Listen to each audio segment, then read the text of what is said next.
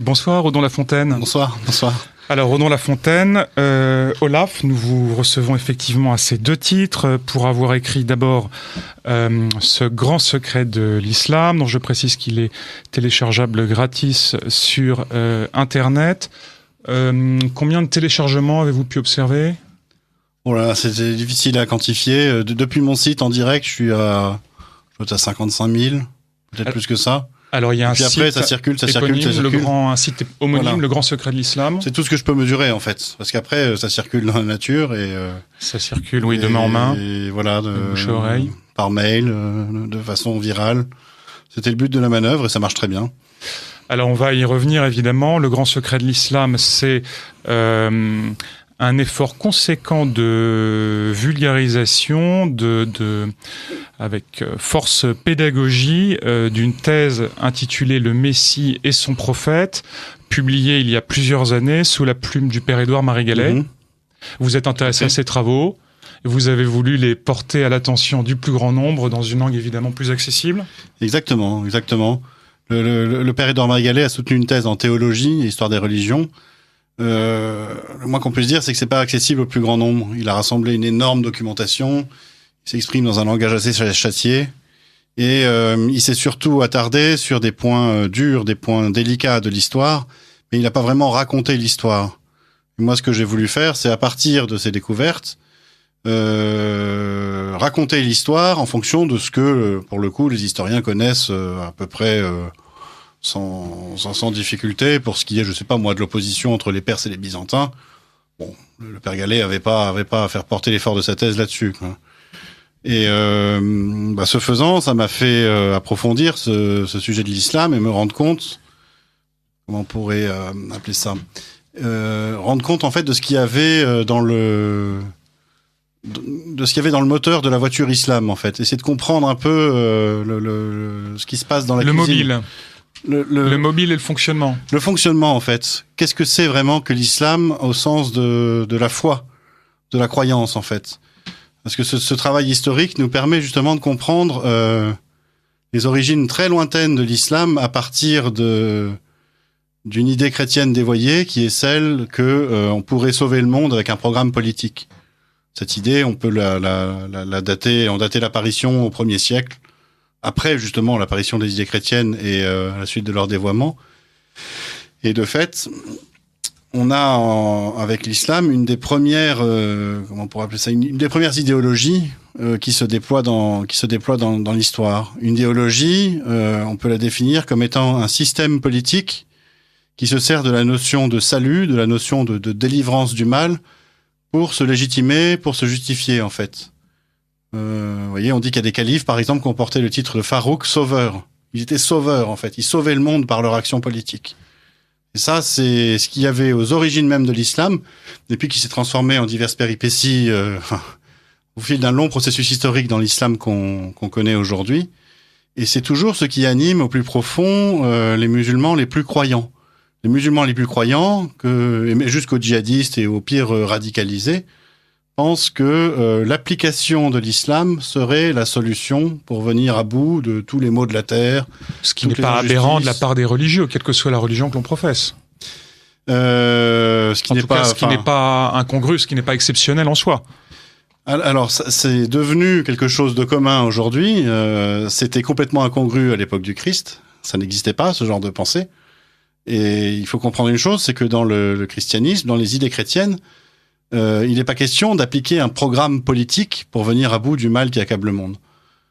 Ça, c'est dit nettement par le Christ dans les évangiles. Il n'est pas question d'arracher l'ivraie du champ, sous peine d'arracher en même temps du bon grain. Le travail de séparation du bon grain et de l'ivraie sera fait à l'accomplissement des siècles par les anges. C'est-à-dire qu'il n'appartient pas à l'homme de remporter la victoire finale. Dit autrement, par le Christ lui-même, mon royaume n'est pas de ce monde. Donc les chrétiens, en fait, ont à collaborer au projet salvifique, mais ils n'en sont pas les responsables. Ils n'en sont pas les seuls acteurs. Alors qu'en islam, et dans d'autres idéologies, je sais pas, on peut penser au communisme, à toutes les révolutions, en islam, les musulmans sont les seuls acteurs et les seuls responsables du projet de salut. Et ça a un effet dans les consciences qui est tout à fait différent. C'est un salut qui est bien plus collectif qu'individuel. Et de là découle l'absence de rencontre là, on parle vraiment de la dimension Créateur. collective du salut. C'est une dimension que dans la foi chrétienne, on a un peu laissé de côté, en Occident en tout cas. Les chrétiens d'Orient ont encore ça chevillé au corps. Mais il faut voir également que comment dire, il faut revenir un petit peu sur le côté politique en fait du programme, parce que c'est ça qui change tout. Nous chrétiens, on a la laïcité qui met à distance, il met une certaine distance, pas forcément une séparation, mais une distance entre le politique et le spirituel.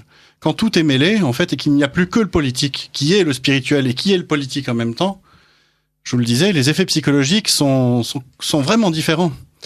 Parce que si on a la solution pour sauver le monde, et si on sait qu'on peut le faire, qu'on en a la possibilité physique, technique, à ce moment-là, il faut le faire. Parce que il n'y a pas d'impératif moral plus grand que de sauver le monde. Ça donne ça change tout. Le ça change tout. Que l'on traduit parfois par l'effort. Alors, Olaf Audon-Lafontaine, le cadre de notre analyse et de cette discussion, bien évidemment, il est posé. Vous avez publié avant de parler de cette semaine, il faut dire que vous avez donc non seulement publié Le Grand Secret de l'Islam, travail de vulgarisation de la thèse. Merci beaucoup. De la thèse du père Édouard Marie-Gallem, mais vous avez publié, il y a précisément un an, en mai 2017, également avec le père Michel Viau, La laïcité, mère porteuse de l'islam, que Rémi Brague avait préfacé aux éditions Les Impertinents. Et puis, cette semaine, il ne s'agit que d'une tribune, mais d'une tribune assez longue. Vous avez publié un article qui a attiré mon attention, intitulé « Manifeste contre le nouvel antisémitisme, entre dénonciation nécessaire mais incomplète et dilettantisme irresponsable ».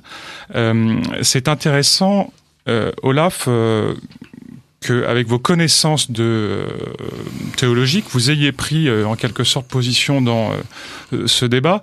Et je voudrais que notre entrevue suive une sorte de fil rouge, c'est-à-dire qu'au lieu de se demander continuellement si nous sommes en guerre contre l'islam, peut-être vaudrait-il mieux se demander qui est réellement l'ennemi de l'islam, ce qui nous permettra non seulement de évoquer vos travaux et de résumer le grand secret de l'islam, mais également de tracer les contours de cette religion. Alors, en premier lieu, puisqu'on voit bien que la France n'est pas seule touchée par les attentats, je pense notamment à l'Afghanistan ces jours derniers, on peut se demander si tout bonnement le premier ennemi de l'islam, ce ne sont pas les musulmans eux-mêmes. Beaucoup en tout cas sont beaucoup le disent. Moi je vous dirais que le premier ennemi de l'islam, c'est la réalité. Il faut comprendre que l'islam, par nature, est en guerre contre le mal. Et qu'il identifie le mal à des catégories politiques de personnes, qui sont les mécréants, en fait, ceux qui ne sont pas musulmans. Alors, la guerre, elle peut être effective aujourd'hui et maintenant, c'est ce qu'on appelle le djihad, et les injonctions au djihad sont assez fortes dans le Coran. Mais elle est aussi vécue dans le long terme par l'islamisation progressive du monde, qui vient à bout des non-musulmans, et qui donc, petit à petit, est en train de vaincre le mal. Et puis, l'espérance finale des musulmans, le grand soir, le jour du jugement, lorsque les morts ressusciteront et que toute la terre sera à ce moment-là complètement rendue à l'islam et que les mécréants seront exterminés. Donc vous voyez, alors, il y a une mécréance interne à l'islam. Les mauvais musulmans dans une certaine mesure, mais principalement les non-musulmans, les mécréants, c'est-à-dire les juifs, les chrétiens, les non-musulmans. Les non-musulmans, selon ce que l'islam a développé comme eschatologie, hein, et ceux également dans le chiisme ou dans le sunnisme. C'est à peu près les mêmes scénarios, même si les modalités diffèrent un tout petit peu. Est-ce que vous-même, Olaf, quand vous ne distinguez pas plus que cela le chiisme du sunnisme, vous n'êtes pas victime d'une conception un peu hiératique, un peu monolithique d'un islam qui finalement est plus... dont on dit souvent qu'il est plus divers qu'il ne pourrait le croire, dont vous dites vous-même qu'il est aussi extrêmement une pratique extrêmement divers. Forcément, quand on voit un Marocain, un Indonésien, un Ouzbek ou un Saoudien, tous musulmans, on peut se demander s'ils partagent la même religion. Mais ils se retrouvent quand même sur certains points d'apparence, le même Coran, y compris entre sunnites et chiites, le même pèlerinage à la Mecque, tenu par les Saoudiens, et plus profondément, la même croyance que l'islam est la solution à tous les problèmes. Alors, c'est cette croyance qui est au fondement de l'islam, et elle va se décliner. Chez un musulman très spiritualiste, il va avoir ça d'une façon un peu ésotérique, et il va avoir une lecture peut-être plus personnelle du fait que l'islam sera la solution à tous les maux. Chez un musulman révolté, par exemple, par les injustices que vivent les Palestiniens, on pourra le voir se précipiter, et ça a été le cas, par exemple, de nombreux musulmans palestiniens dans la bande de Gaza, dans les bras du Hamas, qui développent un discours expliquant que l'islam sauvera les Palestiniens de l'injustice dont ils sont les victimes. Ce qui explique une certaine radicalisation, réislamisation des Palestiniens, en fait. Et ça, on ne peut la comprendre que en comprenant cette orientation profonde de l'islam qui se veut un combat politique contre le mal. Alors, ce combat contre le mal, évidemment, il prend la forme d'un moralisme. Ce moralisme, on peut se demander s'il est authentique ou s'il s'agit d'une tartufferie. À la fin du Grand Secret de l'Islam, dans sa conclusion, vous concédez évidemment aux musulmans un certain nombre de valeurs. Je cite, « Ces musulmans trouvent au quotidien dans l'islam un espoir, une transcendance et des valeurs traditionnelles de bon sens, respect de la famille, morale individuelle, règles de conduite en société. » Point de suspension, fin de citation. Puis vous ajoutez qu'ils y trouvent aussi une fierté, et j'imagine que le sens de cette fierté, c'est la corruption qu'elle exercerait, que cet orgueil exercerait parmi des vertus, finalement, on pourrait parler de décence commune. Cette fierté gâche finalement des vertus sociales c'est plus qu'une fierté, en fait. Si je vous citais le verset 110 de la sourate 3, qui dit, et qui est repris par toutes les communications quasiment de l'OCI, l'Organisation de la coopération islamique, qui rassemble les 57 pays musulmans, donc il y a vraiment une légitimité pour parler en matière d'islam.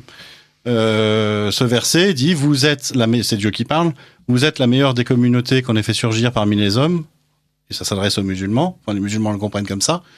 Pourquoi ça ? Parce que vous ordonnez le convenable et vous interdisez le blâmable, c'est-à-dire vous faites du moralisme en fait, vous imposez la loi de Dieu sur la terre. Il n'est rien dit de ce qui est effectivement fait dans la citation que vous nous donnez. Pardon ? Il n'est rien dit de ce qui est effectivement fait par les musulmans dans la citation que vous nous donnez. Ils sont musulmans et ils sont la meilleure des communautés en tant qu'ils interdisent le blâmable et qu'ils ordonnent le convenable. Et c'est les commandements de la charia.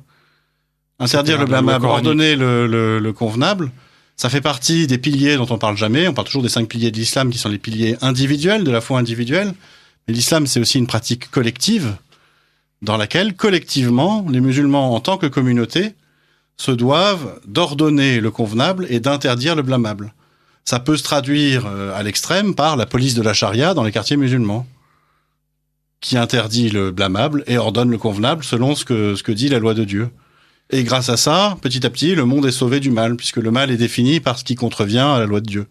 Alors, dans les faits, en raison de l'imperfection humaine, et puis en raison sans doute de l'imperfection de la norme elle-même, on peut considérer, on a parfois l'impression d'assister à une sorte de pharisaïsme, de caractère très ostentatoire de la pratique, d'autant plus que je pense par exemple au Ramadan dans les pays occidentaux, il y a un effet de démultiplication sous l'objectif des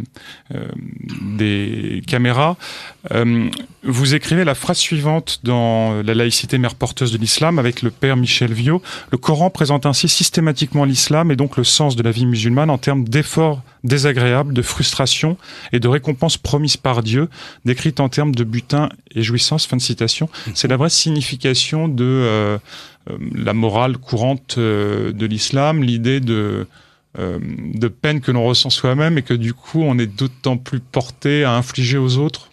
Enfin, moi, je suis pas musulman. Je dirais, des musulmans pourraient vous dire que, au final, l'islam leur permet tout.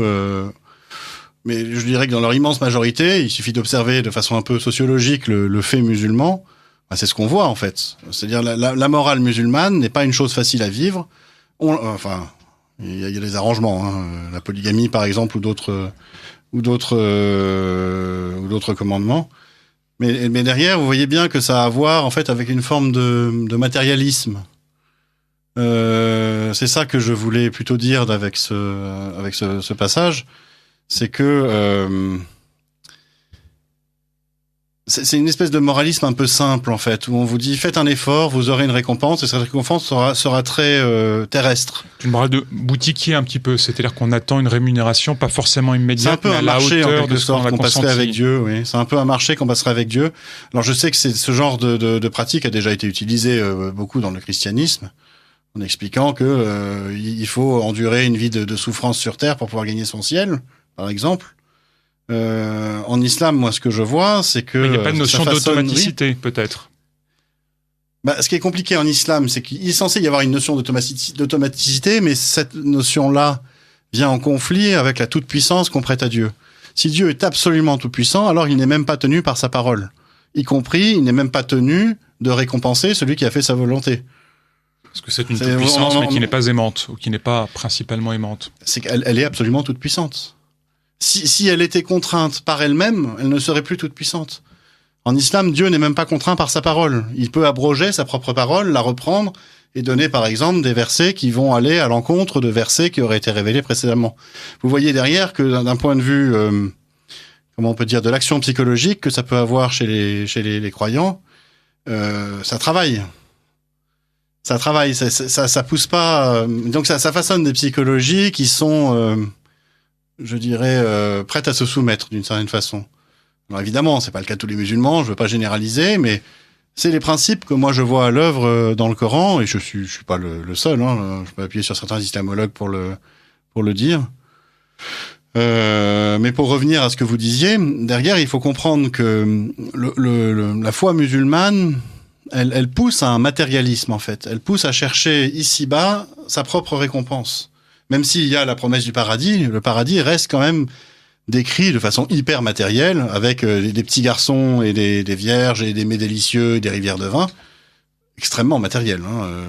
On parle pas de la vision béatifique, là. Mais du coup, donc, ça donne une impression, pardon de vous couper, dans La Fontaine, ça donne une impression de permissivité, finalement, quand on gratte un peu le vernis de la dureté. Vous écrivez, page 146, tout à fait. L'islam donne ainsi un quitus à l'esprit de jouissance. On sait que, par exemple, sur la doctrine du mariage, vous parliez de polygamie, sur le divorce, sur l'accès à la contraception, à la contragestion également, y compris dans la République islamique d'Iran. En fait, vous voyez, c'est la différence avec le christianisme. Le christianisme met la loi dans les cœurs, et alors que l'islam, si je veux faire un jeu de mots facile, mettrait la loi dans les corps. Et la loi, elle va pas arriver à contraindre le cœur vraiment. Elle peut pas changer les cœurs, la loi musulmane, parce que elle va se contenter de l'extérieur. Elle va demander, par exemple, à une épouse d'avoir un comportement chaste à l'extérieur, mais elle pourra se révéler complètement, succube à l'intérieur. Et c'est tout à fait compatible. Du foyer, du domicile conjugal. Exactement. Regardez par exemple comment certaines femmes ultra voilées, soi-disant pour leur pudeur, se maquillent, mais outrageusement, comme on n'a jamais vu ça, juste la fente qui dépasse où on voit les yeux. Et on n'ose pas imaginer ce qu'il y a en dessous, quoi. Et pensez à ce que ça fait chez certains musulmans frustrés, quoi. Vous voyez que c'est assez curieux, en fait. On met en avant des comportements de pudeur et des commandements de chasteté, soi-disant, mais dans les faits, en fait, à partir du moment où on a respecté l'apparence de ces commandements, les vannes sont ouvertes, quoi. Et dans le rapport à l'argent, alors, Olaf ? Eh ben, là aussi, vous voyez, il y a, en fait, ce qui est particulier dans l'islam, c'est qu'on a un texte qui dit des choses, mais il y a un esprit du texte et un esprit de l'islam qui peut les dépasser.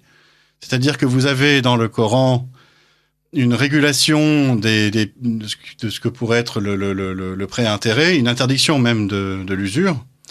Mais dans les faits, les musulmans ont trouvé des moyens de dépasser ça sans problème.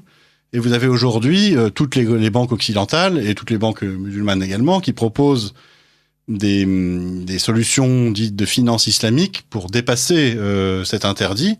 Et ça marche très bien. Vous verrez que les grands émirs saoudiens ou les dirigeants de pays musulmans riches à millions n'ont aucun problème pour placer leur argent où ils le souhaitent, en fait. Derrière, vous voyez, il y a une forme d'hypocrisie. Ce dont on se rend compte, c'est que l'islam, en tant qu'il est un matérialisme, il est extrêmement soluble dans la mondialisation et dans la mondialisation financière. Il en est même d'ailleurs un élément important. Il y a quasiment, j'en parlais dans la laïcité mère porteuse de l'islam, une fusion même de certains intérêts.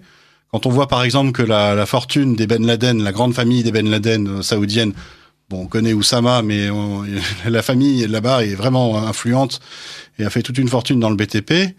Elle est gérée avec la fortune des Bush dans le fonds de gestion Carlyle. Bon, vous voyez, on est dans un entre-soi mondial financier où au final, qu'on soit musulman, qu'on soit comme Oliver Sarkozy d'origine diverse, qu'on soit un WASP à la George Bush, ça change pas grand-chose. Au final, il y a également des musulmans dans l'hyperclasse mondiale, c'est ce que vous dites, mais pour autant, ce ne sont pas des autorités religieuses. Alors, il y a effectivement l'ambiguïté du personnage de Ben Laden. Vous dites que ce ne sont pas des autorités religieuses. Qu'est-ce que c'est qu'une autorité religieuse en islam ? Si vous allez en Arabie Saoudite, qui commande réellement ? Est-ce que c'est le grand mufti ? Ou est-ce que c'est le Mohamed Ben machin, là, Ben Salam, j'ai oublié son nom. Salman, excusez-moi. Mohamed Ben Salman ou son père. Vous savez, dans tous les pays musulmans, vous avez une mainmise du pouvoir politique sur les religieux, ce qu'on pourrait appeler les religieux. Avec des concessions imposées. On sait que, à intervalles réguliers, le roi d'Arabie Saoudite est obligé d'accorder des concessions en matière de mœurs, de correction des mœurs à l'autorité religieuse. Oui, mais il faut pas penser que ça procéderait d'une distinction des pouvoirs, d'une forme d'augustinisme. Faut voir qui a la main sur qui. Quand le Mohammed bin Salman dit qu'on va réformer l'islam et qu'on va jeter à la poubelle les hadiths qui aujourd'hui empêchent l'Arabie Saoudite d'être considérée comme un pays moderne, il faut définir dans un pays entre guillemets musulman, il aurait dû être pendu au court. Est-ce que vous pouvez définir les hadiths?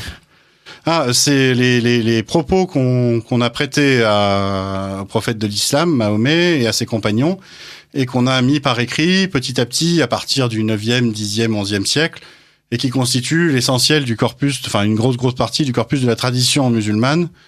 Alors, tradition sunnite pour les sunnites, il y a également une tradition chiite avec des hadiths chiites pour les chiites.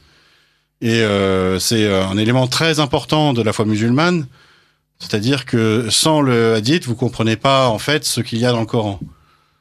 Ou du moins, sans le hadith et la sira étant la biographie de Mahomet, vous êtes complètement largué pour comprendre ce que signifie le Coran. En fait, on a besoin de ça pour savoir que le messager, ça désigne Mohamed et pas quelqu'un d'autre. Ça pourrait désigner Jésus ou Moïse. D'ailleurs, de temps en temps, c'est le cas. Je sais pas moi, cette ville, ça désigne la Mecque, par exemple. Ça désigne l'ange Gabriel.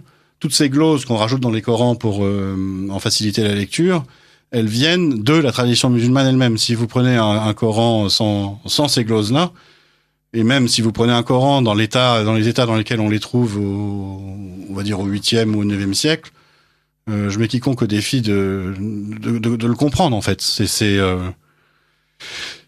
À part certains chercheurs aujourd'hui qui font ce travail de reconstruction des Corans primitifs, on est face à une aporie complète. Ouais. C'est-à-dire que contrairement à une idée très répandue, en islam, le Coran ne suffit pas. Et exactement. Il n'y a pas que le Coran. Exactement. Il y a un appareil qui est... moi, je me suis souvent fait la remarque, critique, mais qui adjoint l'étude du Coran. Prenez je vais vous citer 2 exemples. Prenez une personne non musulmane qui n'a jamais entendu parler de l'islam et qui est vraiment naïve et candide en matière de religion, qui connaît rien. Vous la mettez dans une pièce, vous l'enfermez avec un Coran pendant 2 mois. Un Coran sans glose, sans rien. Est-ce que vous pensez qu'elle sortira musulmane? Est-ce que l'islam vient du livre, en fait? C'est la question. Ou est-ce que le livre vient de l'islam? Il est difficile d'invalider des témoignages de conversion, mais... Alors, moi, je vais vous citer un autre exemple. À Magnanville, il y a 2 ans, vous vous souvenez, il y a eu 2 policiers abominablement égorgés par à leur domicile. Voilà, à leur domicile, devant leur petit enfant. Là, c'est un couple de policiers. Et comment il s'appelle? Je crois que c'est Larossi Abala, je crois, qui avait commis ce crime. L'a fait dans c'était son djihad. Il a enregistré une vidéo sur place avec les corps qui se vidaient de leur sang à côté, en expliquant combien sa démarche était fondée dans l'islam, les commandements du Coran et ainsi de suite. Bon, ok. Et ensuite, il a été attrapé et la communauté musulmane de Magnanville, Mantes-la-Jolie, tout ce territoire-là a été éminemment choquée, comme beaucoup de gens, parce que c'est quand même abominable ce qui s'est passé. Et courageusement, des musulmans là-bas se sont lancés dans une manifestation comme on en a peu vu après des attentats de ce genre-là, mais eux l'ont fait. Il faut vraiment saluer leur courage, pas tous, mais certains. Et en tête de la manifestation, ils portaient une grande banderole. Je crois que c'était musulmans de Mantes-la-Jolie ou musulmans du territoire contre la barbarie. C'est-à-dire qu'ils identifiaient ce membre de leur communauté enterré dans leur cimetière musulman selon leur rite musulman qui avait justifié son crime par leur Coran en citant le Coran comme un barbare. Et donc en fait, vous aviez des centaines de musulmans qui manifestaient pour dire, grosso modo, le Coran n'est pas le Coran. Ou le Coran n'est pas notre foi. Vous avez quelqu'un qui applique le Coran à la lettre et on manifeste contre lui. C'est donc que derrière, il y a quelque chose dans l'islam de supérieur au Coran. Et c'est cette foi dont je vous parlais, c'est cette croyance, cette espérance que l'islam va sauver le monde. Et ça, en fait, une fois qu'on a compris ça, on comprend que c'est ça qui est premier et que derrière tout le reste, le Coran, l'histoire de Mahomet, l'histoire des califes, toute la tradition musulmane, elle ne vient qu'après cette espérance première pour la justifier, pour lui servir de béquille. Mais qu'elle ne procède pas, en fait, vous voyez, l'islam ne procède pas de ces textes, mais les textes sont venus petit à petit pour justifier l'islam. Et c'est d'ailleurs ce que montre la recherche. On a parlé tout à l'heure du Père Gallet. Ces travaux sont poursuivis à bien des niveaux par bien des chercheurs. On a montré maintenant que le Coran procède d'un long processus d'édition, de construction, et qu'il n'est pas né armé et casqué au 7e siècle. Mais que, grosso modo, ça a pris à peu près 200 à 250 ans pour que la langue soit formée, on apprenne à écrire correctement l'arabe de façon à rendre compte d'un discours à l'oral, et que on aboutisse au premier recueil à peu près complet à la fin du 9e siècle. Vous êtes sur Radio Courtoisie, en direct du Libre Journal des Chevaux Légers. Luc Le Garsmer reçoit ce soir Olaf, auteur du Grand Secret de l'Islam et co-auteur de la laïcité, mère porteuse de l'islam. Vous pouvez poser vos questions au 01 46 51 00 85 ou par courriel à courtoisie@radiocourtoisie.fr. Alors, Redon Lafontaine, Olaf, dans cette tribune que je citais tout à l'heure, vous écrivez « Il n'y a pas vraiment d'antisémitisme musulman, mais une exécration de tout ce qui n'est pas musulman ». On a envie de vous interroger sur le lien, évidemment, entre l'islam, le judaïsme, puisque l'islam fait en ce moment l'objet d'attaques très précises contre son antisémitisme réel ou supposé, et puis les liens de l'islam avec le christianisme. Est-ce que vraiment, Olaf, l'islam ne distingue pas entre les juifs et les autres hommes, les juifs et les autres croyants, les juifs et les polythéistes ? Vous avez deux niveaux de lecture de l'islam. Vous avez celui de la foi des musulmans. C'est ce que j'ai écrit un petit peu dans ce manifeste en disant il n'y a pas vraiment d'antisémitisme musulman, mais il y a une exécration de tous les mécréants. Et après, à partir de ce mouvement premier, vous avez une codification de cette exécration en différentes qualités. Et en particulier, les juifs vont être spécialement haïs parce que, selon le Coran, ils auraient encouru la colère de Dieu, ils auraient falsifié leurs écritures, ils refuseraient d'appliquer la parole de Dieu, ils auraient dit que Ouzahir serait le fils de Dieu. Bon, ça reste un mystère du Coran, on sait pas très bien qui est Ouzahir. On sait pas très bien pourquoi les Juifs auraient dit que Ouzahir serait le fils de Dieu. Mais bon, ça fait partie des bizarreries qu'on trouve dans le texte coranique. Parce que aucun spécialiste du Coran ne veut y voir Jésus ? Non, c'est un verset qui dit les Juifs ont dit Ouzahir est le fils de Dieu, les chrétiens ont dit Jésus le Messie est le fils de Dieu, que Dieu les anéantisse. Bon, c'est pas un verset très comment on pourrait dire intelligible, amical pour les mécréants, mais intelligible, oui. On se demande bien qui est le Ouzahir en question. En fait, vous avez dans le Coran tout un lot d'avanies contre les Juifs sur différentes thématiques. Il faut voir qu'ils sont pas les seuls à être ainsi traités. Et en particulier, les chrétiens en prennent pour leur lot largement dans le Coran, soit sous le vocable de nazaréen, que la tradition musulmane veut comprendre comme désignant les chrétiens, soit sous le vocable d'associationnistes, mushrikoun, que la tradition musulmane assimile à des polythéistes et par extension aux chrétiens qui, en associant soi-disant le Christ et l'Esprit Saint à Dieu, pratiqueraient une sorte de polythéisme déguisé en monothéisme. Et je vous disais, tout le monde en prend pour son grade en fait dans le Coran. Alors tout le monde, pardon, mais il y a quand même un très grand flou, puisque ce que vous écrivez à la suite du père Édouard-Marie Gallet dans Le Grand Secret de l'Islam, c'est que ces Nazaréens ne seraient pas les chrétiens. Oui, ah oui, bien sûr. Au 7e siècle, il faut comprendre ce que veut dire Nazaréen. Quand on dit ça veut dire chrétien, c'est pas vrai. Chrétien, il y a un mot en arabe pour dire chrétien. Chrétien, on sait très bien ce que ça veut dire messianique, qui se rapporte au Messie, à loin. Mais le mot, pardon, est sur le titulus, sur le panneau au-dessus de la tête du Christ en croix. Donc ce mot nazaréen, couramment renvoie directement. Mais comprenez bien que d'un point de vue étymologique, il ne veut pas dire messianique. Il veut dire autre chose. Il se rapporte à la racine NZR en araméen et en hébreu, qui est assez complexe à manier, qui pourrait vouloir dire le gardien, qui se rapporte également à le gardien, le protecteur, garder, protéger. De là, il peut y avoir des sens dérivés vers la royauté. Ça a à voir, par exemple, aussi avec ce qui est annoncé dans les prophéties à propos chez Zacharie, je crois, qui parle d'un reste, un netzer. Il y aura un rameau qui surgira de la souche de Jessé. Le rameau, c'est un netzer, et c'est la même racine et le même mot que nazaréen. Nazareth, et c'est la ville du netzer, c'est la ville peuplée par les descendants de David. Et c'est aussi une des raisons peut-être pour lesquelles Nazareth s'appelle Nazareth. Et Jésus s'appelle Nazaréen parce qu'il vient de Nazareth, tout autant que parce qu'il est lui-même un descendant de David, donc un netzer, un rameau surgi de la souche de Jessé. Tous ces sens-là sont complètement écrasés dans l'islam. Nazaréen ne veut rien dire étymologiquement. On est renvoyé en fait à une identité de chrétien. Pourquoi ça ? Parce que les tout premiers chrétiens, à l'image de Jésus de Nazareth, comme le Titus Crucis le disait, se sont appelés Nazaréens. Mais ce mot n'a un sens que dans la culture araméo-hébraïque, ou araméenne plutôt. Quand on s'éloigne de cette culture-là, il n'a plus de sens. Et très rapidement, à Antioche en particulier, les chrétiens ont été nommés messianiques. Alors, Christianoi dans le texte grec, Mchiae dans le texte en araméen, Machia, le Messie. Et on a tout lieu de penser qu'à Antioche, on parlait le grec, certes, parce qu'on était dans le bassin méditerranéen, mais également aussi l'araméen d'Empire, parce que c'était la grande langue du peuple juif déjà, et puis la langue de la diplomatie, du commerce à cette époque-là dans le monde entier. Et puis petit à petit, mis à part chez les chrétiens d'Inde, les chrétiens de Saint Thomas, qui s'appellent toujours Nasrani d'ailleurs, on a abandonné ce mot de nazaréen qui, dans une autre langue que l'araméen, est incompréhensible en fait. Et il n'y a que en fait chez ces chrétiens de Saint Thomas qu'on a continué à garder l'usage du mot.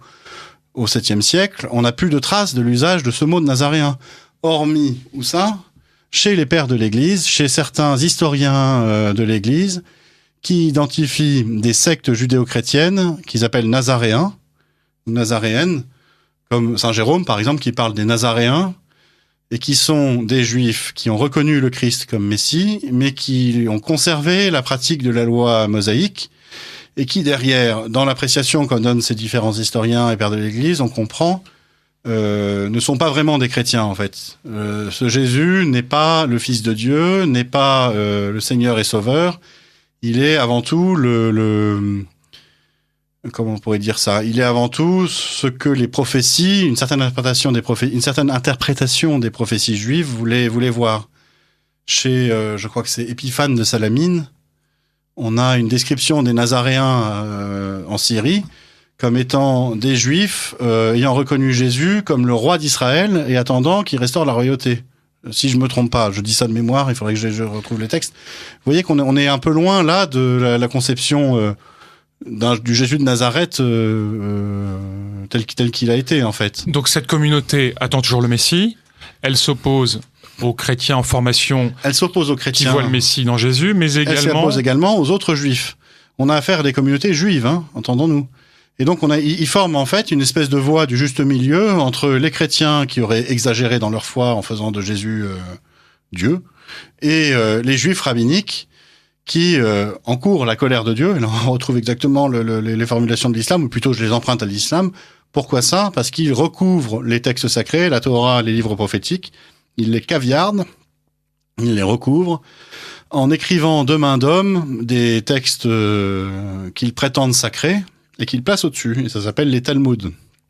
Et les Talmuds, effectivement, recouvrent la Torah, recouvrent les livres prophétiques, et l'interprétation de la Bible hébraïque, de la Bible des Juifs, ne se fait chez les rabbiniques qu'au travers du filtre des Talmuds. Et alors ça, c'est la grande accusation qu'historiquement, les Nazaréens, les Juifs nazaréens, ont porté contre leurs cousins juifs rabbiniques. Et cette accusation, on la retrouve dans le Coran, en fait, si on sait lire le Coran pour ce qui est écrit. C'est-à-dire que la preuve, en fait, de l'existence de ces judéo-nazaréens jusqu'à Mahomet, jusqu'aux proto-musulmans, c'est le Coran lui-même qui, en différents passages, définit une communauté du bien qui a conservé la vraie Torah et les vrais évangiles, qui a reconnu Jésus comme le Messie, qui est de souche juive, c'est le Coran, c'est dans le Coran, qui est de souche juive, qui est l'ami des vrais bons croyants, c'est-à-dire les Arabes ralliés à ces gens-là. Bon, on a compris, quoi. On a la preuve manifeste, effective, coranique, de ce que, à l'origine de l'islam, on a un courant du judaïsme aujourd'hui disparu. Et par un travail de recherche, on pose les bonnes hypothèses et on voit si ça colle. On l'identifie en fait aux Nazaréens du texte coranique. Ça, c'est ce qu'a découvert le Père Gallet dans ses recherches. Enfin, c'est une partie de ses recherches, mais c'est fondamental parce que on a la preuve en fait de l'existence de ce courant à l'origine de l'islam. C'est le Coran lui-même. Mais le grand problème avec le Coran, c'est qu'il n'est pas lu pour ce qu'il signifie, mais il est lu au travers de ce que la tradition force à lire. C'est-à-dire que la tradition, quand elle donne des sens aux mots, par exemple, Jean du livre dans le Coran, c'est le vocable que la tradition explique comme désignant les juifs et les chrétiens qui auraient reçu un livre sacré. Et lointainement, de temps en temps, au cas par cas, ça peut désigner aussi les musulmans en tant qu'ils ont reçu un livre sacré. Mais si on va regarder un peu ce que ça signifie en vrai, c'est-à-dire si on va regarder toutes les occurrences du mot dans le Coran, on voit bien que Jean du livre, ça veut pas dire juif et chrétien, ça veut dire juif, Jean de la Torah, Jean de l'écriture, Jean de la loi écrite. Exactement. Alors, Olaf, pardon de vous couper, Odon Lafontaine, mais c'est des développements. Non, mais c'est intéressant parce qu'on comprend qu'il y a un courant sectaire, une sorte de schisme au sein du judaïsme, dû à l'incarnation, dû à l'apparition du christianisme. Il y a une alliance entre un peuple qui va endosser le projet messianique. Alors cette alliance, elle va être rompue. Et du coup, l'islam va faire cavalier seul et servir un projet de domination, alors pas exclusivement du peuple arabe, mais de domination mondiale, dans un but théologique, eschatologique, qui restera messianique. Qu'est-ce qui explique la rupture entre les Arabes et les judéo-chrétiens? On en revient en fait encore aux travaux du Père Gallet, qui sont fondés lui-même sur ceux de Patricia Crone, une grande islamologue là, qui est morte il y a quelques années, et qui a montré que dans le proto-islam, il y a eu un projet de conquête de Jérusalem et de relèvement du temple de Jérusalem. Et que parmi toutes les conquêtes, il y a eu cet événement qui s'est passé entre à peu près 637, 640, 642. On a à peu près 5 témoignages non musulmans, concordants, indépendants les uns des autres, parfois même écrits à des centaines, voire quelques 1000 ou 2000 kilomètres de distance, qui nous expliquent que les Arabes ont reconstruit le temple à Jérusalem sur le mont Moria, aujourd'hui l'esplanade des mosquées. C'est quand même un événement considérable dans l'histoire, et dans l'histoire du judaïsme, c'est pas quelque chose qui passe inaperçu. Et on peut se demander pourquoi est-ce qu'ils ont reconstruit ce temple? Quel était le projet qu'il y avait derrière, en fait? Par notamment l'étude critique de la tradition musulmane elle-même, on se rend compte qu'il y avait une espèce d'emballement apocalyptique à cette époque-là on va dire, la fin de la prédication de Mahomet, si tant est qu'on prenne pour argent comptant ce que nous dit la tradition musulmane à ce sujet. Ce moment des années 630, en fait, les gens pensaient que la fin des temps était proche. Effectivement, on était dans l'affrontement des deux grands empires entre la Perse et Byzance. Enfin bon, il y avait un contexte de guerre totale. Et la prédication de Mahomet, le proto-islam s'inscrit dans ce contexte apocalyptique. Et là, je ferai référence au travail de la chercheuse Ella Wardi, qui a écrit un livre sorti il y a 2 ans, Les derniers jours de Muhammad, qui montre bien que dans la tradition musulmane, il y a encore la trace de ce qu'il y avait un projet absolu, total, de fin des temps, qui était conduit par la première communauté proto-musulmane, et que ce projet aurait échoué. Qu'est-ce que ça pouvait bien être que ce projet, quoi ? On va après regarder la tradition musulmane qui nous parle du retour de Jésus à la fin des temps. On se rend compte également que le personnage de Jésus est extrêmement présent dans le Coran, en particulier. Il est bien plus présent que Mahomet. Mahomet, il est nommé 4 fois, ou 3 fois et demi plutôt.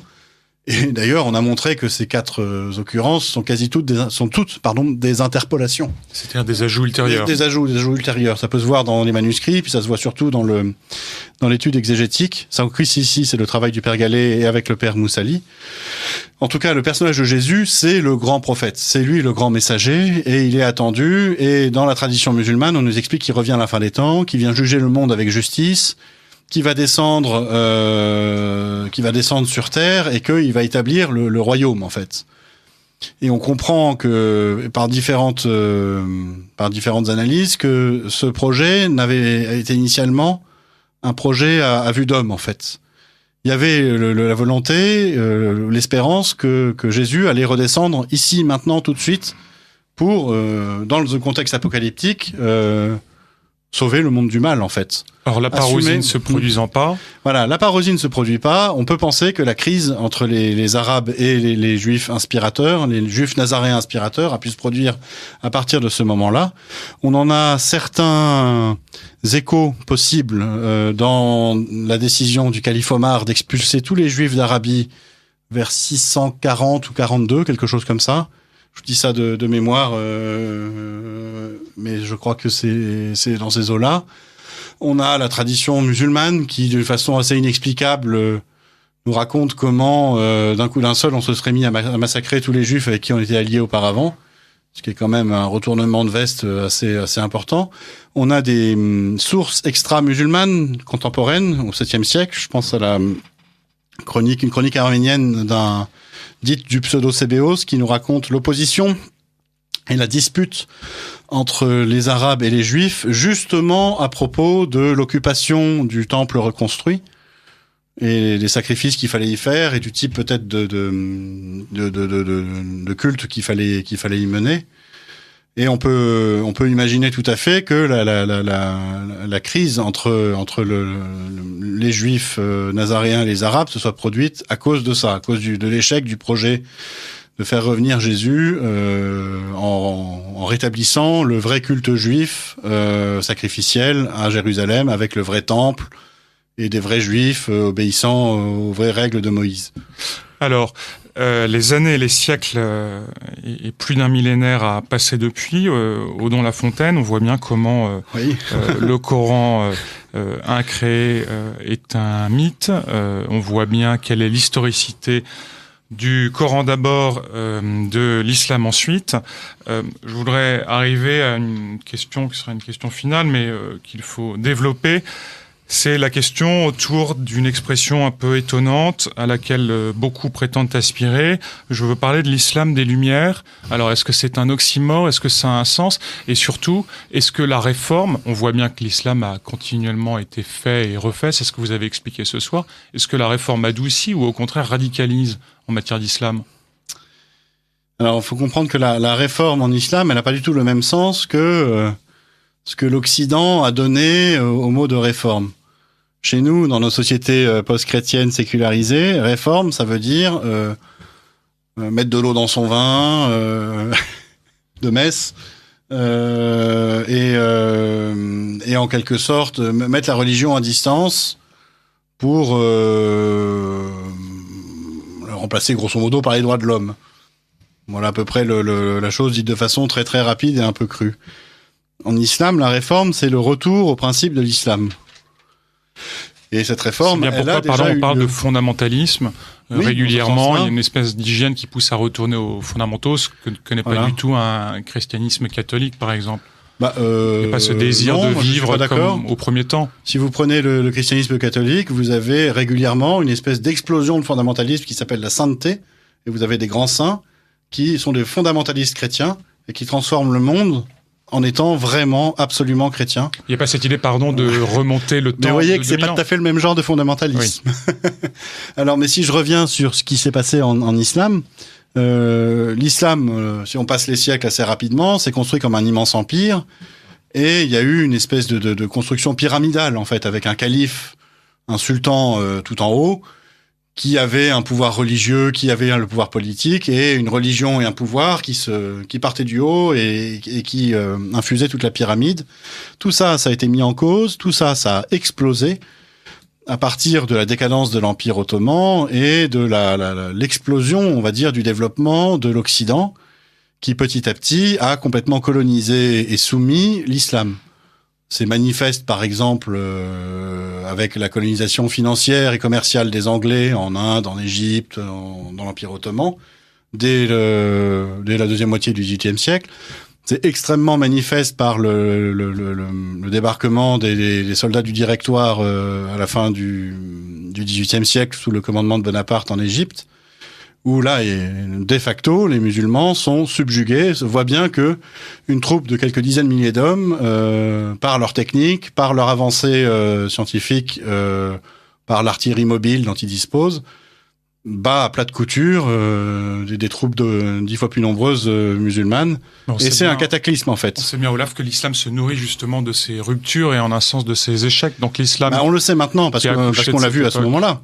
Et ce qui s'est passé, c'est une profonde remise en cause, d'une certaine façon, de l'islam. Les musulmans se sont demandé, mais pourquoi, lorsqu'on a la meilleure des religions, alors que l'islam est parfait par nature, il est la solution à tous les problèmes du monde, pourquoi est-ce que ça n'a pas marché? Pourquoi est-ce que l'Occident mécréant nous dame le pion et nous soumet, nous colonise? Ça peut pas être la faute de l'islam. Donc forcément, ça va être la faute des mauvais musulmans qui ont mal appliqué l'islam. Et donc il faut qu'on applique mieux l'islam pour pouvoir prévaloir. Et c'est comme ça que la réforme est née. C'est-à-dire que vous avez des penseurs, type Hassan el-Banna, le fondateur des Frères musulmans, mais qui vient à la suite de toute une lignée de penseurs réformistes, qui se sont dit, prenons les armes de l'Occident pour reconstruire un islam qui permettra enfin d'aller au bout du projet, qui permettra de refonder le califat, qui permettra à l'islam de dominer le monde entier. C'est le salafisme, et cette logique-là, elle dépasse complètement le cadre des seuls frères musulmans, elle infuse en fait tout l'islam contemporain par sa logique, en fait. Il y a une logique d'expansion continue. Logique d'expansion continue, logique de supériorité complète.